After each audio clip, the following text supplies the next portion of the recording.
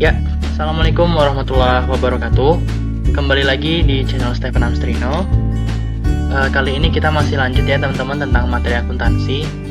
Tapi sebelum kita masuk ke jurnal-jurnal selanjutnya, jurnal penyesuaian, kemudian menyusun laporan keuangan, alangkah baiknya kita mengetahui jenis-jenis laporan keuangan yang dikenal ya dalam akuntansi. Oke, jadi diharapkan dengan video ini nanti teman-teman udah kebayang ya bentuk laporan keuangan itu seperti apa. Kemudian nanti saat penyusunan laporan keuangan itu udah tahu kurang lebih tuh untuk membuat sebuah laporan keuangan apa-apa aja yang dibutuhkan gitu. Oke, langsung aja kita masuk ke pembahasan kita kali ini. Jadi kerangka materi kita kali ini tentang laporan keuangan ya teman-teman. Jadi ada 7 laporan keuangan yang dikenal dalam akuntansi.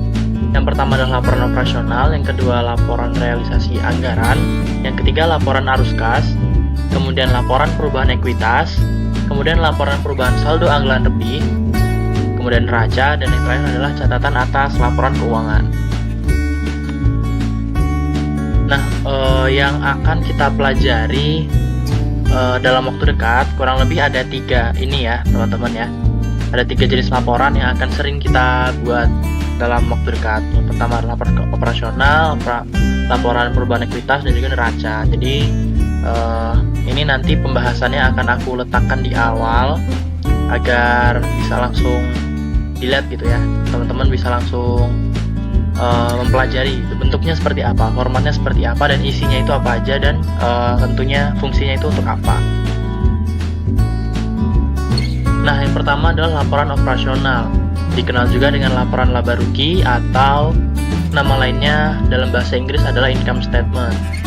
Nah, tentu dari laporan laba rugi ini tujuannya adalah untuk melihat kinerja perusahaan. Sebenarnya kita tuh mengalami keuntungan atau justru malah kerugian. Nah, formatnya seperti yang terlampir ya teman-teman. Ada revenue atau pendapatan, dan juga ada expense atau pengeluaran. Jadi ya namanya laba atau rugi ya. Intinya adalah pendapatan kita berapa, kemudian pengeluaran kita berapa, selisihnya itu adalah keuntungan atau kerugian. Jadi yang XXX itu adalah nama akunnya ya teman-teman. Yang pendapatan bisa jadi pendapatan sewa, pendapatan jasa, dan lain-lain. Kalau yang expenses itu bisa jadi beban listrik, mungkin beban asuransi, beban administrasi, dan lain-lain. Jadi di situ aku misalkan pendapatan kita dalam 1 tahun yang berakhir pada tahun 2020 itu saldo pendapatan 1.100, sedangkan saldo pengeluaran sebesar 500, maka kita akan mengalami keuntungan atau net income-nya adalah 600. Kalau loss itu tinggal dikasih minus gitu ya, atau dalam kurung itu juga boleh. Nah, ini bakal sering banget kita gunakan ya income statement. Jadi diharapkan teman-teman bisa paham gitu. Pembentuk dari income statement adalah pendapatan dan pengeluaran. Sederhana kan? Kemudian laporan perubahan ekuitas atau dikenal dengan change in equity statement, atau kalau disingkat tuh biasanya LPE ya. Nah, di sini juga ada fungsinya nih. Fungsinya adalah untuk mengetahui sebenarnya ada berapa sih equity kita dalam perusahaan, ada berapa sih modal pemilik yang diserahkan ke perusahaan, berapa perubahan-perubahannya, sehingga kita dapat mengetahui saldo akhir dari equity atau modal dari pemilik itu berapa. Nah, formatnya seperti yang ada di layar ya teman-teman. Sangat sederhana juga. Yang perlu kita masukkan adalah ekuitas awal pada awal periode 1 Januari 2020, kemudian ada penambahan tahun ini, berapa pembiayaan atau penanaman modal dari pemilik pada tahun ini. Kemudian ada net income atau keuntungan kita yang kita dapat dari laporan laba rugi tadi. Kemudian kita kurangi dengan penarikan atau prive ya. Di situ saya tulis withdrawal biar teman-teman juga terbiasa. Kalau namanya itu ada banyak, bisa withdrawal, bisa prive, dan lain-lain. Nah, jadi sangat sederhana. Perhitungannya adalah ekuitas awal ditambah dengan penyetoran modal dari pemilik, kemudian ditambah dengan laba atau dikurangi dengan rugi ya. Kemudian dikurangi dengan penarikan modal. Maka kita akan menemukan saldo akhir dari ekuitas kita. Kemudian yang akan kita pelajari ya, yang sering akan kita pelajari itu neraca atau dikenal dengan balance sheet atau dalam bahasa Inggris Statement of Financial Position, biasanya disingkat SOFP. Nah, fungsinya apa? Fungsinya adalah untuk mengetahui sebenarnya saldo kita tuh berapa. Saldo persamaan dasar akuntansi itu kan aset sama dengan kewajiban plus ekuitas. Nah, kita mau mengetahui sebenarnya saldo dari aset kita berapa, saldo dari liabilitas kita berapa, dan saldo dari ekuitas kita berapa. Untuk formatnya kurang lebih seperti itu, bisa berbentuk kanan kiri, bisa berbentuk atas bawah ya. Jadi kalau atas bawah nanti tinggal liabilitas dan ekuitasnya dipindah aja di bawah aset.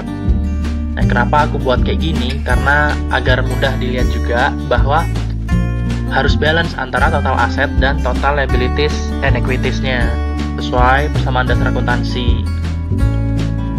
Kemudian ada sub akun itu ya, current asset, pos-posnya. Current asset, non-current asset, current liabilities, non-current liabilities, kemudian equities. Nanti akan kita pelajari di video-video selanjutnya. Tapi untuk yang teman-teman perlu tahu sekarang adalah bentuk dari balance sheet itu seperti ini. Kemudian aset-aset itu kita jumlahkan, jumlahnya sekian, liabilitas dan ekuitas kita jumlahkan, jumlahnya harus sama dengan aset. Kemudian ada laporan arus kas atau kalau disingkat LAK atau dikenal dalam bahasa Inggris adalah cash flow statement. Fungsinya apa? Fungsinya adalah untuk melihat sebenarnya aliran kas kita tuh berapa dalam satu tahun, kemudian pergerakan kas kita tuh berapa. Nah, ini biasanya digunakan oleh transaksi yang melibatkan kas ya teman-teman, dan digunakan dengan basis kas. Perusahaan-perusahaan yang menerapkan basis kas. Nah, basis akuntansi ini akan kita pelajari di video selanjutnya. Ini sebagai pengantar aja. Kemudian formatnya seperti itu ya teman-teman. Cash flow statement untuk tahun berjalan yang berakhir pada tanggal 31 Desember 2020. Ada 3 pos. Yang pertama dari aktivitas operasi, yang kedua dari aktivitas investasi, dan yang ketiga dari aktivitas pembiayaan. Tentu berbeda ya. Kalau operating activities itu ya aktivitas operasional perusahaan. Kalau dia bergerak dalam bidang jasa, maka ya terkait dengan penjualan jasa. Kemudian investing activities. Jadi ada kita sebagai perusahaan itu bisa aja untuk berinvestasi kepada perusahaan lain ya. Maka kas yang berkaitan dengan investasi kita terhadap perusahaan lain itu masuk ke situ. Kemudian yang dari financing activities, yaitu tentang pembiayaan ya.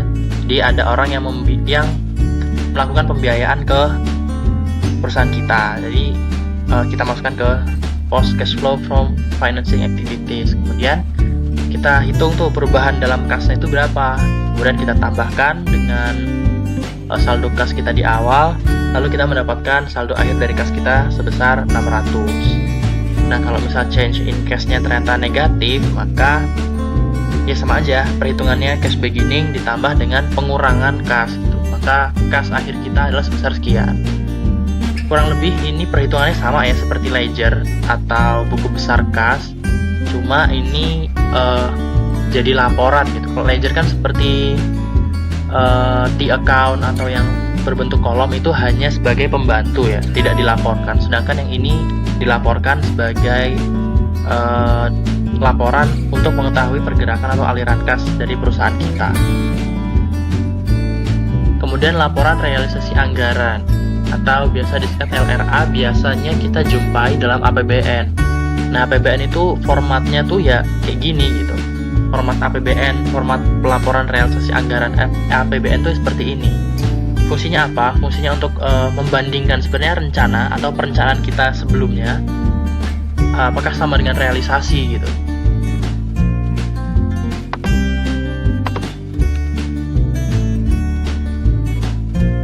Kegiatan atau operasional di tahun 2020, maka di tahun 2019 itu sudah membuat perencanaannya. Nah, perencanaannya itu ada di kolom rencana. Sedangkan realisasi itu yang terjadi selama tahun 2020. Nah, di akhir 2020 ternyata realisasinya sekian. Di situ aku contohkan angka yang bulat ya agar mudah untuk dipahami. Nah, kemudian kita harus ada menghitung juga lebih atau kurangnya itu berapa. Nah, setelah itu pendapatan dan belanja itu akan menghasilkan surplus atau defisit, kurang lebih sama seperti laba atau rugi ya. Surplus atau defisit itu kurang lebih sama seperti laba atau rugi. Tapi di sini ada ditambah pembiayaan. Pembiayaan itu adalah bagaimana kita mencari dana untuk memenuhi operasional kita. Jadi misal kita ada rencana sebesar 1.000 dan 1.000 itu ya, kemudian total pembiayaannya 2.000, kemudian ternyata realisasinya 0, maka semua itu kita jumlahkan menghasilkan saldo lebih atau kurang anggaran penggunaan, sisa lebih atau kurang penggunaan anggaran ya teman-teman, itu anggaran yang di awal dicoret aja, sisa lebih atau kurang penggunaan anggaran atau biasa disingkat SILPA atau SIKPA. Nah, selisih dari surplus defisit dengan pembiayaan itu adalah SILPA atau SIKPA.